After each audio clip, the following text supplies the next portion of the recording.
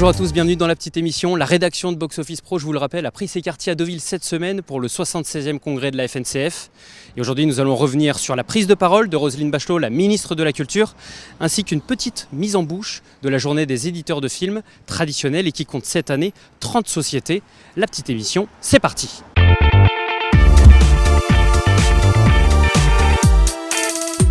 Convié à l'Élysée pour une réunion en fin de matinée, Dominique Boutonnat a inauguré la journée avant de laisser Olivier Enrard, le directeur général du CNC, Magali Valente, la directrice du cinéma, et son directeur adjoint Lionel Bertinet face aux exploitants lors de la rencontre avec les pouvoirs publics.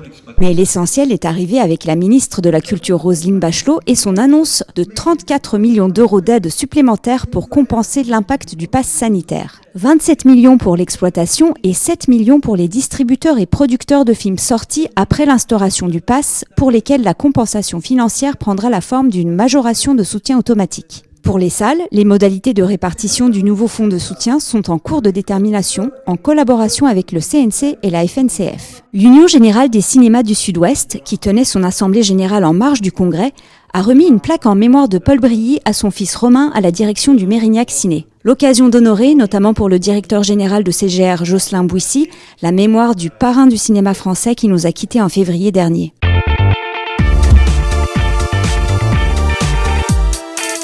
C'est un point de vente mobile, c'est-à-dire que tous les éléments que vous voyez ici, l'ordinateur, l'imprimante, l'unité centrale, le scanner, le mode de paiement, etc., se retrouvent regroupés dans un seul appareil où vous avez une imprimante, la possibilité d'accepter les paiements sans contact ou avec contact d'ailleurs, le lecteur optique, etc., tout ce dont on a besoin.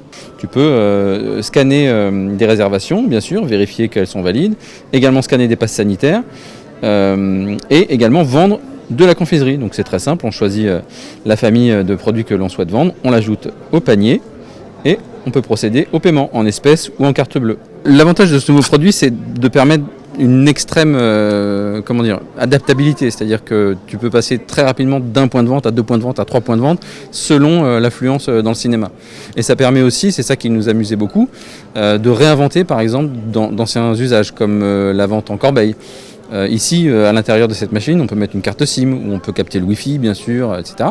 Donc on peut tout à fait, en mobilité, vendre de la confiserie et très prochainement vendre de la billetterie, puisque d'ici la fin de l'année, on mettra à jour déjà cette application qui est toute nouvelle avec la billetterie.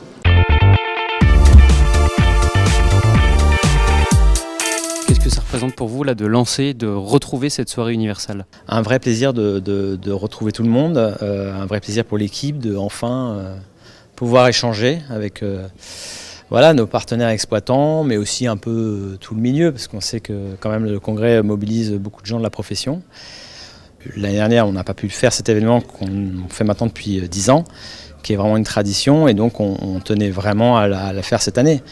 C'est l'année du renouveau, et donc on voulait montrer qu'on toujours ce côté un peu esprit collectif qui franchement sincèrement nous anime, et donc voilà, participer un petit peu à apporter notre brique c'est reparti. On est dans cette reprise et c'est vrai que la soirée universelle, c'est un peu un des symboles du congrès.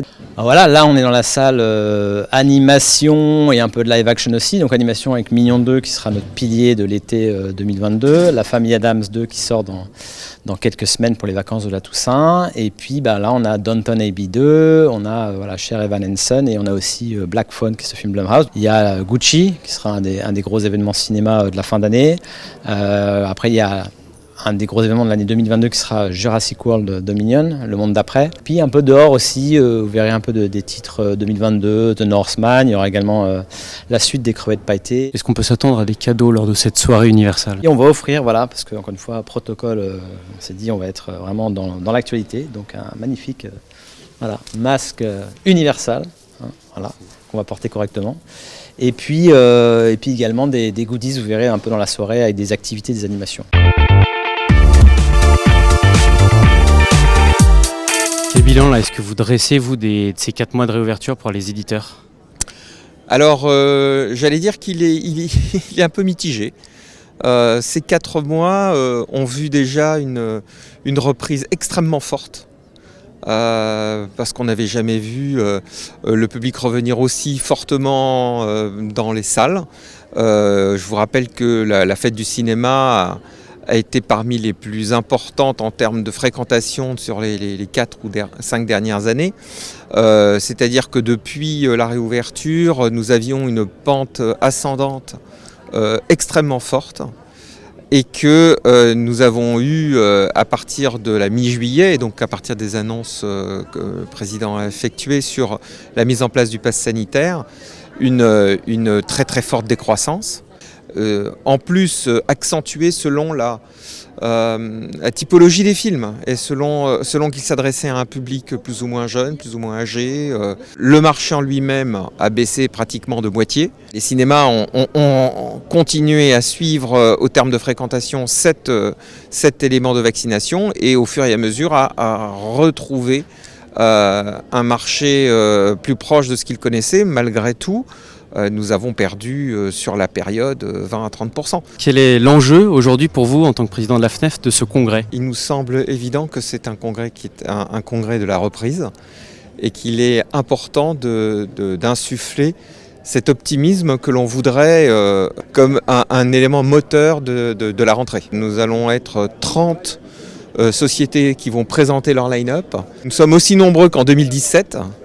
Ce qui veut dire que nous espérons tous que la reprise est là. Nous avons une fin d'année qui, tel que Richard Patry le dit, permet des espoirs pour arriver à un niveau au moins supérieur à ce qu'était déjà l'année dernière. Et effectivement, 2022 pour nous est une année de reconquête de notre public. Nous espérons qu'on reviendra à des niveaux. Alors je pense que la résilience de notre marché est telle que le public est aussi là au rendez-vous quand on lui permet d'être présent. La petite émission, c'est terminé pour aujourd'hui. On espère que ce format vous plaît toujours. N'hésitez pas à nous donner vos retours sur les réseaux sociaux ou autres. En attendant, moi je vous dis rendez-vous demain pour le dernier numéro de la petite émission qui reviendra notamment sur la journée des éditeurs de films. Alors, à demain.